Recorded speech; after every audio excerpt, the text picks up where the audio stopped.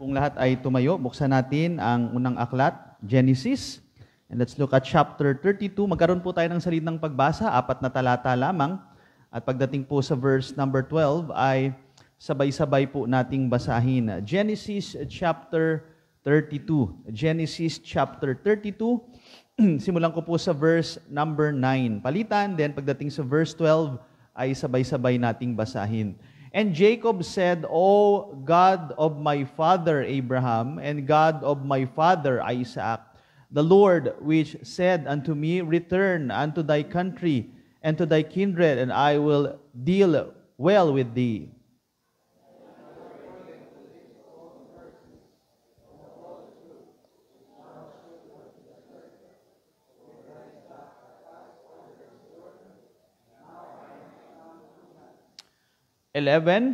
Deliver me, I pray thee, from the hand of my brother, from the hand of Esau, for I fear him, lest he will come and smite me, and the mother with the children altogether. And thou sayest, I will surely do thee good, and make thy seed as the sand of the sea, which cannot be numbered for multitude. Let us pray. Father in heaven, thank you for this evening, Lord.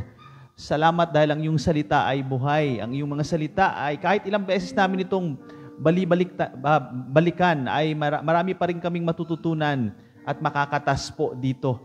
Kaya sa bahaging ito, ang iyong banal na spirito ang patuloy na gumabay sa amin, na ang aming mga napakinggan, ng mga nakaraan pang mga mensahe, Lord, ay mababaliwala ito kung hindi namin to i-apply. Gaya nga ng sinabi ni Santiago, hindi po kami tagapakinig lamang, kundi tagapagtupad ng iyo pong mga salita. Maraming salamat po. Ito ang aming dalangin sa pangalan ng Panginoong Jesus. Amen. Makakaupo na po ang bawat isa at sa bahagi pong ito, ang pamagat po ng ating devotion ay When Fear Strikes. When Fear Strikes. Kitang-kita ho natin kanina nung binasa natin ang talata. Sinabi po dito sa verse number 11 na sinabi po ni Jacob, for I fear him. Talagang takot na takot po dito si Jacob. Balikan natin ng konti ang background. Saan nanggagaling po itong takot na ito? Maaring may idea na po tayo, pero for the sake of our study, ay balikan po natin. Babalik tayo dun sa Genesis chapter 27, isa pong familiar na account in the Bible, na kung saan ito pong si Jacob ay dinaya niya ang kanyang tatay at syempre, ganun din po ang kanyang kambal. Dahil ang isip talaga ni Isaac, ang blessing ay ibibigay niya doon sa firstborn, of course, doon kay Esau. At syempre si Esau naman ay inaasahan niya talaga na siya po ang bibigyan ng blessing ng kanyang tatay. Pero alam natin ang kwento na ito pong si Jacob na isang mandaraya at meron pa siyang, may sumuporta pa sa kanya ang kanyang nanay, no? At sinuportahan siya para dayain ang kanyang tatay. At alam natin na hindi po tama ang kanyang ginawa. Kaya nga po sa chapter 27, ano po ang sinabi ni Esau? Verse 41, hayaan niyo pong basahin ko yung verse sa Genesis 27, verse 41. And Esau hated Jacob. Galit na galit siya sa kanyang kambal. Because of the blessing wherewith his father blessed him. And Esau said in his heart, The days of mourning for my father are at hand. Then will I slay my brother Jacob. So nagkaroon po ng pagbanta dito mula po kay Esau na pagkatapos po ng araw ng pagtangis nila, namatay na po itong si Isaac, ay papatayin niya ang kanyang kapatid. So just imagine kung gaano po katindi yung galit ng kanyang kapatid na talagang kahit kakambal niya ito, kahit kasama niya simula nung bata, ay hindi siya magdadalawang isip na siya ay patayin. No? Ganyan po katindi ang galit. And ito rin po yung naging dahilan kung bakit sinabihan po itong si Jacob na siya ay umalis. Umalis siya doon sa lugar na yon at pumunta siya doon sa lugar ni Laban. Kaya yung Genesis chapter 27 at dito po sa Genesis chapter 32, bagamat ilang chapter lang po ang pagitan niyan, pero kung lalagyan po natin ng date na approximately, yan po ay lumalabas na 20 years ang pagitan. So ganun po katagal yan 20 years. Pero alam nyo, kahit na 20 years pa yan, ay, kumbaga, alam pa rin naman ni Jacob yung atraso niya sa kanyang kapatid. Bagamat marami ng pinagdaanan si Jacob, no, nadaya din po siya. Again, kumbaga kung ano ang iyong tinanim, yun din ang iyong aanihin. So umani po si Jacob, nadaya siya ng kanyang biyanan. No? And makikita natin dito na sa bahaging ito, kung titignan naman natin yung chapter 32, simulan natin sa verse number 3, ay ganito po yung ginawa ni Jacob. No? And Jacob sent messengers before him to Esau his brother, unto the land of Seir, the country of Edom. So ito yung eksena na kung saan hindi na talaga maiiwasan, magkikita itong dalawang ito. No, dati, kumbaga, 20 years ago, talagang nagbanta itong si Esau at yun nga, no, talagang kalooban ng Panginoon na sila yung magkita. So, nakita natin sa verse number 4, and he commanded them saying that, thus shall ye speak unto my Lord Esau, thy servant Jacob saith thus, I have sojourned with Laban, and stayed there until now, and I have oxen and asses, flocks, and men servants, and woman servants, and I have sent to tell my Lord that I may find grace in thy sight. Then pagdating sa verse 6, and the messengers returned to Jacob, saying, we came to thy brother Esau, and also he cometh to meet thee. Ano nakalagay ito? And 400 men with him. Naku, mas lalong kinabahan si Jacob dito. Sino ba ang mga kasama ni Jacob? Mga misis niya? Mga anak niya, mga bata pa yung ilang kasama niya. Ang kakaharapin niya, 400 na mga palaban, na mga kalalakihan, na mga bataan o mga tauhan po ni Esau. Kaya talagang makikita ho natin dito na pagdating sa verse 7, then Jacob was greatly afraid and distressed. Alam nyo, talagang kitang-kita natin dito, no? Yung sa dating mandarambong, talagang, alam nyo, bumabalik marahil sa kanya yung mga pinagagagawa nyo na nakaraan ako para maaring sinasabi na ako, patay ako neto. Pag nagkita kami ng kapatid ko, sigurado, hindi lang bugbog, talagang papatayin ako neto kasi yun ang sinabi niya sa akin, yun ang kanya naging banta noon. At kahit na matagal ng panahon, syempre wala naman silang Facebook para mag-message, di ba? So, sumariwa po sa isip ni Jacob na ganun yung gagawin sa kanya ng kanyang kapatid. Alam niyo mga kaibigan at mga kapatid, sa buhay po natin, maganda rin po na minsan kinakabahan tayo. Maganda yung minsan na nakakaramdam din tayo ng pressure minsan sa buhay natin.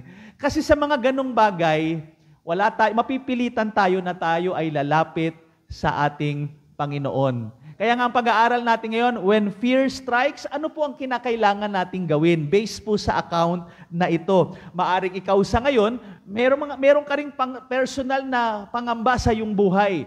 Maaring kinakabahan ka bilang isang magulang, ano yung mangyayari sa aking mga anak? Maaring ikaw ay nag-a-apply sa trabaho, ano kaya, tatanggapin kaya ako sa trabahong ito? Maaring ikaw ay isang binata, meron kang pinagpipray, meron kang nililigawang babae, ano kaya, sasagutin kaya ako nito? So, marahil marami tayong mga fear sa mga panahong ito. Pero alam nyo mga kaibigan at mga kapatid, ang pinaka-the best na dapat nating gawin ay kinakailangan po natin, number 1, ng sovereign helper. Lumapit po tayo sa Panginoon. Ano man yung takot na meron ka, ano man yung mga pangamba na meron ka, ang pinaka-the best, ikaw ay lumapit doon sa pinakamakapangyarihan sa lahat na siyang may kontrol sa lahat ng bagay. Kaya nga tingnan natin, balikan natin yung verse number 9. And Jacob said, O God of my father Abraham, and God of my father Isaac, the Lord, no, ginamit pa niya dito yung talagang personal na pangalan ng Panginoon kasi kung mapapansin niyo sa Bible natin, talagang capital L-O-R-D, na ito ay tumutukoy sa Jehovah, no, yung pinakasagradong pangalan ng Panginoon.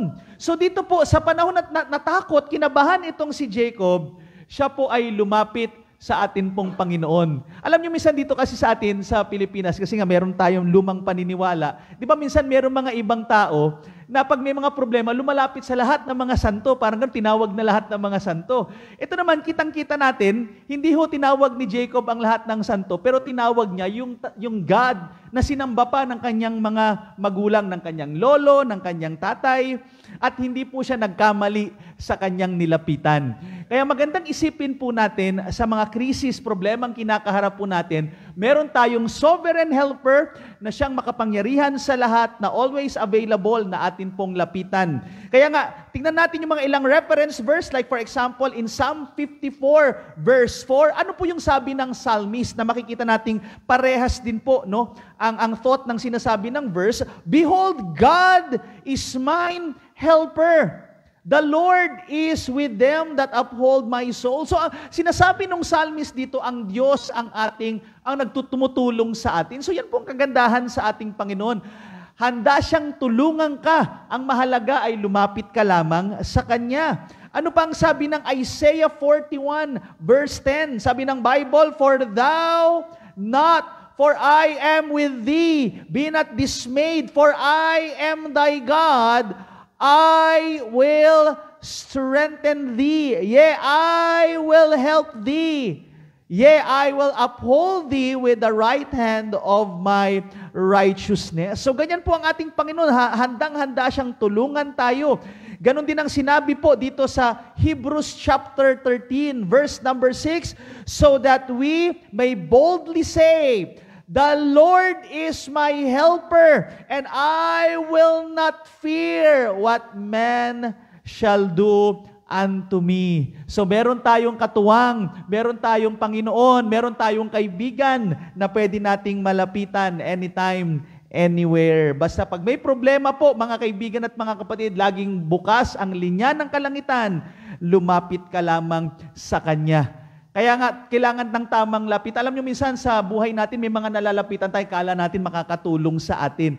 Pero para sure na talagang makakatulong sa atin, of course, yan yung ating Panginoon. Pangalawa po, mga kaibigan at mga kapatid, let's look at ano po yung nakita dito kay Jacob, yung sincere humility. Sa paglapit niya sa Diyos, alam nyo po, alam naman natin maloko itong si Jacob, pero sa mga bahaging ito ng kanyang buhay, ay talagang makikita po natin kung paano niyang ibinaba ang kanyang sarili. Let's go to verse number 10. Anong sabi po ng talata?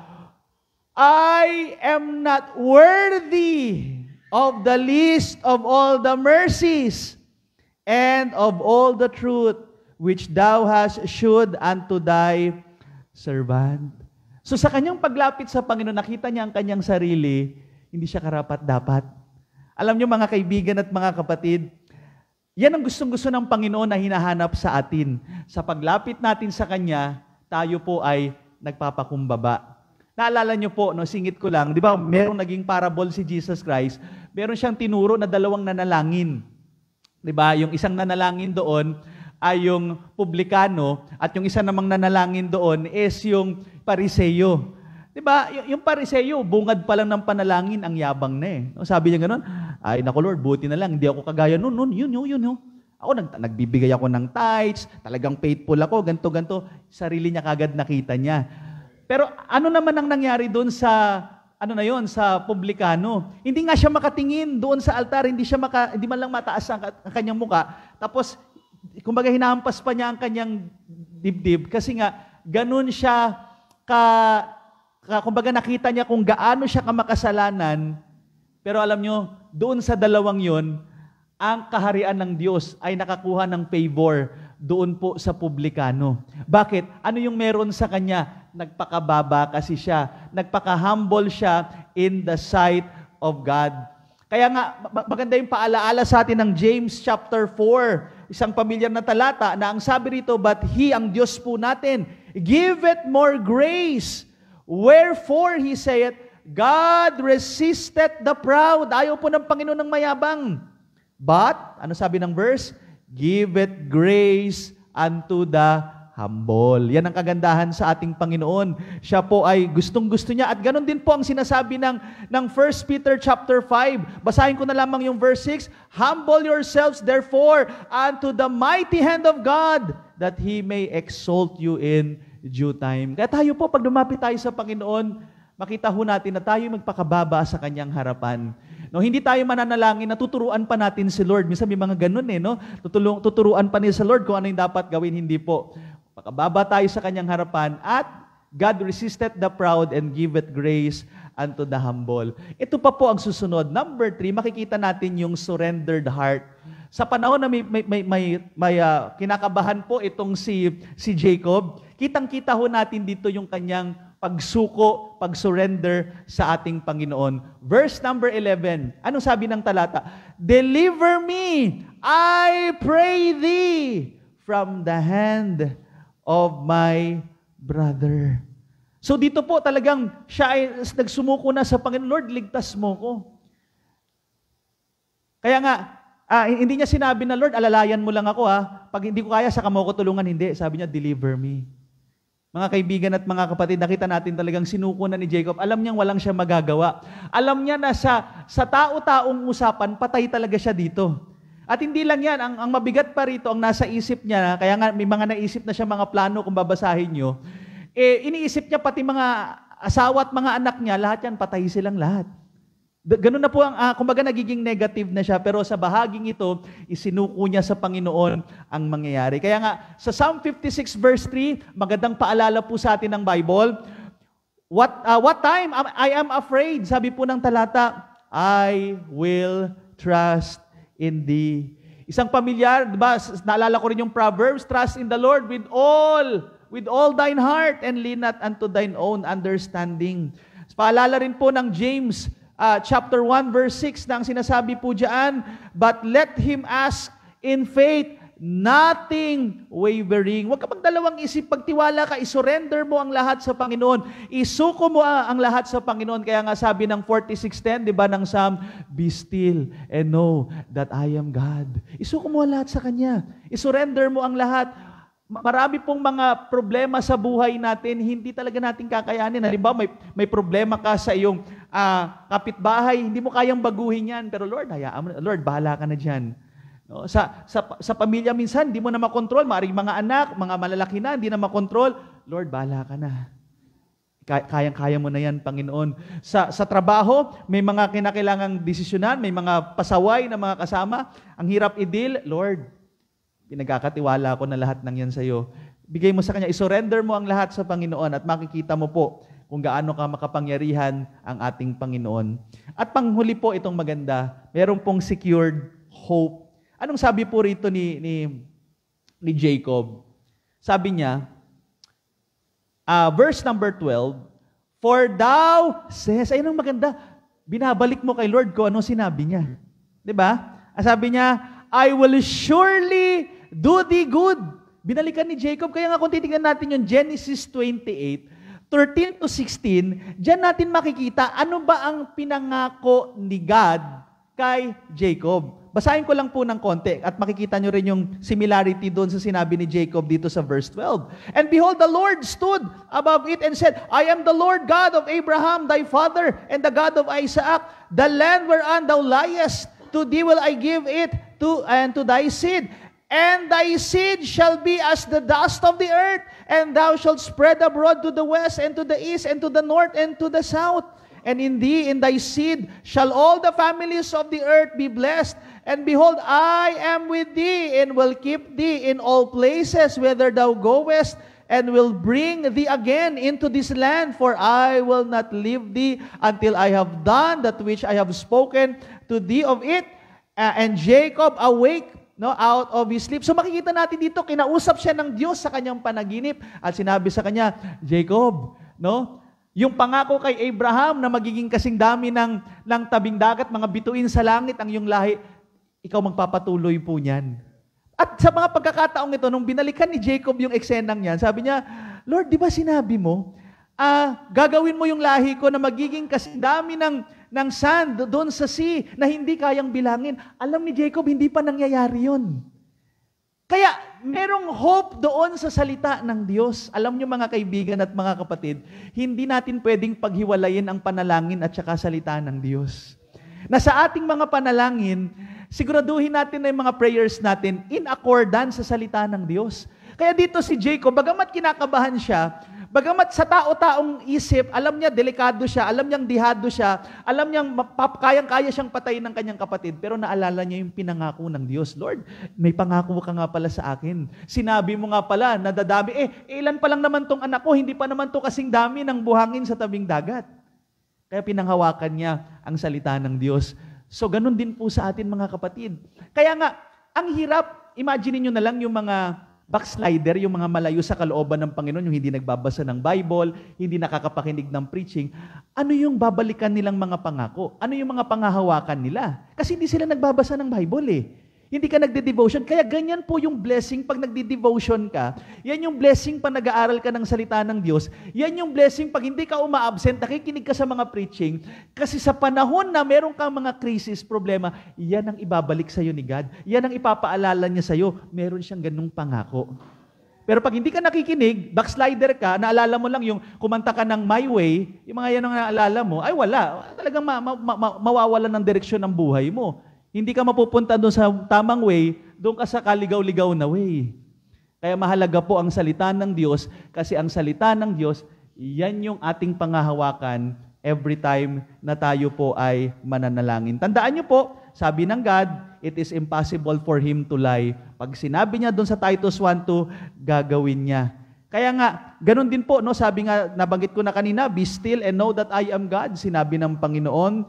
Kaya nga, panghuli po, 2 Timothy chapter 1 verse 7, pangako po ng Diyos sa atin, for God had not given us the spirit of fear. Anong binigay ng Panginoon? But of power and of love and of sound mind. So sa panahon ng mga problema, tandaan niyo po, yung mga problema na yan, yung mga fear na yan, mga phobia na yan sa mga nangyayari sa buhay, hindi pala galing sa Panginoon. So tingnan natin na pag tayo magtiwala sa Panginoon, bibigyan niya natin ng power to survive yung mga problema po na yan, pag-ibig, sound mind. Na kahit may problema, magkakaroon ka ng kapayapaan, makakatulog ka, dahil alam mo na merong Diyos na siyang nag-iingat at gumagabay sa iyo. Father in heaven, thank you for this evening. Salamat sa paalala sa karanasan ni Jacob. Of course, Lord, parang hindi kami nalalayo kay Jacob, hindi kami perfecto.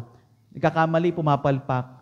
Pero salamat, Lord, dahil sa mga naging karanasan ni Jacob, ginamit mo rin yung instrumento para makilala ka niya. Magtiwala siya sa iyo.